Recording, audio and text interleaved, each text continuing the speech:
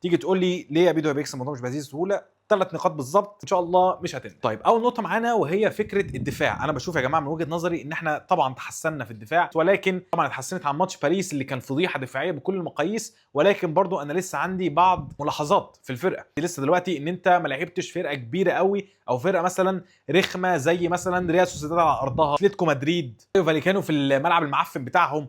لسه في اختبارات كده صعبه انت ما عدتش عليها قوي، ولكن ملاحظاتي تبقى باينه في الدفاع دي عامله لي ازمه بصراحه. تقول لي ايه هي؟ هقول لك الموضوع سهل وبسيط. ان انت دلوقتي لما يكون، انا لسه هجيب لك السبوره واشرح عليها والله، بس يعني الموضوع ده بريميوم. المهم يعني الفكره كلها في ان انت لما بتيجي تطلع بالكوره، انت بيبقى عندك دلوقتي 3 مدافعين تمام، قدامهم تشاوميني وفالفيردي، وبيبقى موجود برده معاهم جولر بينزل يستلم الكوره من خط النص او من الدفاع ويطلع بيها هو لقدام. حلو الكلام كده؟ احنا طلعنا كلنا لقدام، عندك الباكات بتاعتك طايره معاك برده مع الوينجات، فانت خلاص كله بقى قدام، احنا بقينا كلنا قدام دلوقتي. ايه بقى العمل؟ ان احنا المفروض نباصي، مبابي بقى بينزل يستلم منه وبعد كده بيطلع تاني، تلعب بقى الناحيه الثانيه، كل الكلام ده. ولكن الطبيعي والمنطقي انه بيحصل هيومن ايرور. هيومن ايرور يعني ان في حد بيغلط في الموضوع، حد راحت منه الكوره، حد استلم غلط، حد بصى غلط، بتلاقي هوب تطار الناحيه الثانيه عليك بقى طاير، كله طالع من الباكات والوينجات، كله بقى بيطير عليك، وانت يعني بيبقى ورا معاك بس ايه، غالبا بيبقوا 2 بس اللي ورا، ميليتاو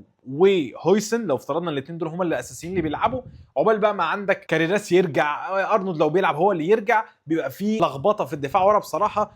ولو انت بتلاعب خصم صعب هيفشخك في الحاجات اللي زي كده.